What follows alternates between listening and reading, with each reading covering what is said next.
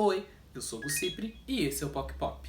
Em novembro é o mês que a gente comemora a consciência negra. Nós já estamos em dezembro, mas eu resolvi falar um pouquinho sobre isso com vocês, porque é importante. Eu ia começar essa série de assuntos mais densos com o tema homofobia, mas nas últimas semanas, e inclusive no dia da consciência negra, que é dia 20 de novembro, aconteceram algumas situações comigo que eu gostaria de expor e conversar para que as pessoas entendam o quão importante realmente é um dia de consciência negra. Então, se você quer saber e entender um pouquinho mais dessas situações, fica aqui comigo que a gente vai falar sobre negritude no Brasil.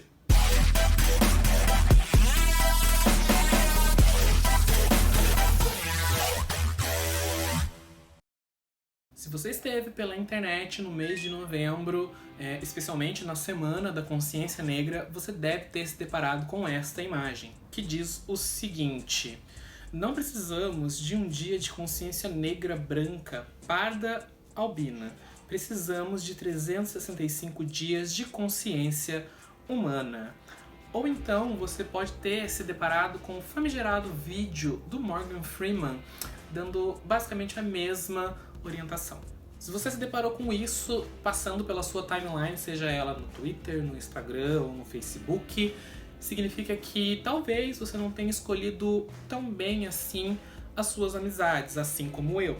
Isso significa que a gente precisa cancelar essa pessoa? Não, absolutamente não.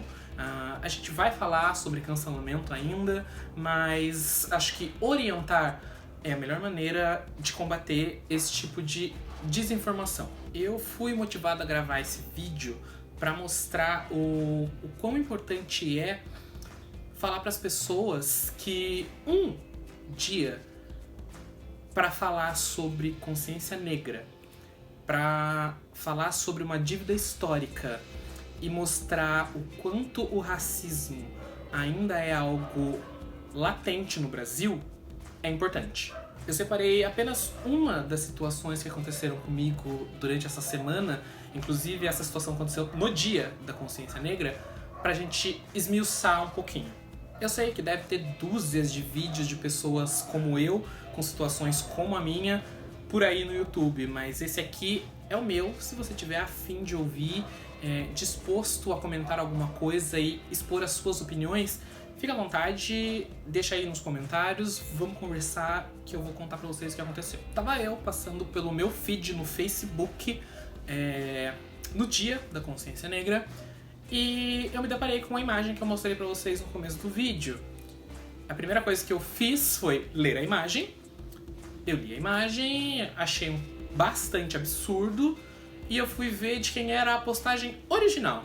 A postagem original era de uma pessoa famosa, de uma socialite, rica, branca e loira. Não bastando isso, eu em seguida fui ver quem havia compartilhado esta postagem.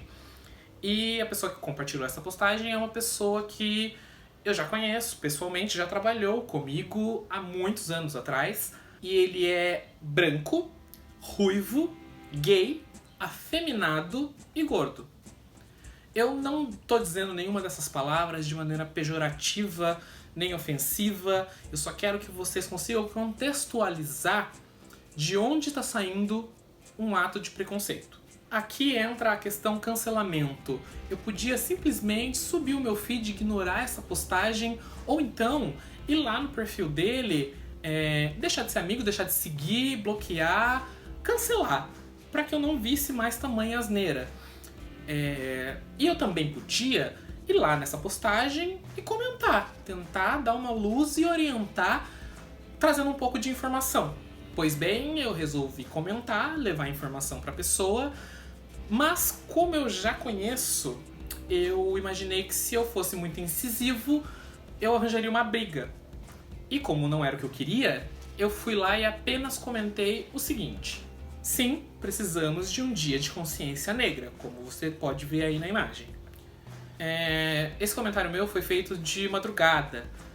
A postagem estava com hora do meio do dia, umas 14 horas, 14h30, não me recordo, mas era entre 14 e 15 horas.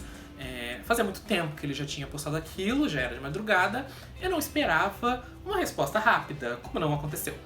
15 horas depois, estava eu trabalhandinho, escrevendo roteiros, fazendo outras coisas, quando chega uma notificação no meu celular, e era um comentário dele na postagem, que dizia o seguinte: então, falta um dia de consciência para diversas outras raças? Amarelos, pardos. Não entendo essa questão de data, porque acredito que só eleva o preconceito e é isso. Inclusive, muitos negros contra negros, mesmo igual gay contra gay. Como resposta, eu enviei um vídeo de um canal que é um dos meus preferidos aqui do YouTube, chama Papo de Preta, e o nome do vídeo é Um Tutorial para Parar de Passar Vergonha. Eu vou deixar o link dele aqui na descrição.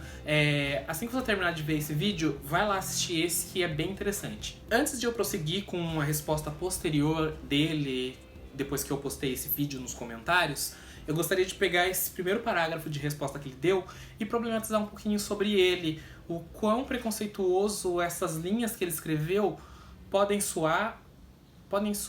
soaram pra mim. Quando ele disse, então falta um dia para diversas outras raças. Não, né? Por que faltaria um dia para um branco, por exemplo? Ele não sofreu tudo que um homem negro ou uma mulher negra sofreu por anos, centenas de anos de escravidão. Uma pessoa branca, por exemplo, não recebe menos simplesmente por ser branca, assim como uma pessoa preta recebe quando consegue encontrar um emprego. Outras raças, sejam elas quais forem, são olhadas de maneiras diferentes na rua. Você troca de calçada quando um homem loiro, alto, de olho azul, vem no sentido contrário a você durante a noite? Eu acho que não. Aí, esmiuçando um pouquinho mais a fala dele, ele diz o seguinte logo em seguida: não entendo essa questão de data. Eu vou explicar pra vocês um pouquinho sobre a data. Pra vocês não, pra ele, né? Um pouco sobre a data. Talvez você não tenha prestado muita atenção nas aulas de história, porque talvez você não achasse importante e interessante pra bolha social que você vive. Mas a data comemora e lembra o dia da morte do Zumbi dos Palmares. Talvez você conheça Zumbi, talvez você não conheça, mas não é a minha função de explicar quem é Zumbi, isso eu já acho demais. Se você não conhece, dá um Google aí e entenda um pouco sobre a história do Zumbi dos Palmares. E ainda sobre o fato de não entender o porquê de uma data, ela é necessária porque, apesar de a comunidade negra, de nós sermos uma grande parcela do país, se não a maior, nós ainda ouvimos na rua pessoas gritando macaco quando a gente passa. Ainda tem segurança andando atrás de você quando você está dentro do shopping ou dentro de uma loja de luxo. Nós ainda não somos a imagem de grandes marcas. Ainda somos tratados como, nossa, que negro lindo, que negra linda, excluídos da palavra pessoa. Ainda somos subdivididos em pardos, moreno, cor de jambo e outras expressões que eu até tenho vergonha de reproduzir. Você ainda acha que não é importante essa data? Prosseguindo com o comentário que ele deixou lá no post, a próxima frase diz o seguinte: acredito que só eleva o preconceito e é isso, inclusive muitos negros contra negros. Aqui mais uma prova de que como a culpa é sempre colocada na vítima. Isso acontece em diversos âmbitos da nossa vida. Quando as pessoas dizem, por exemplo, que uma mulher foi estuprada porque ela estava com uma roupa curta. E aqui eu te digo, você sabe por que existem tantas pessoas negras que propagam o preconceito dessa maneira que você enxerga? É simples, é justamente porque quando criança ela foi ensinada que o seu cabelo é ruim, que a sua pele não é bonita, que o seu nariz grande é esquisito, que a sua boca carnuda é feia. Porque essa criança que tá lá assistindo uma televisão nunca viu no papel principal, num filme infantil, alguém da cor dela, nunca se viu representado em nenhuma grande mídia. por que essa criança vai querer ser negra?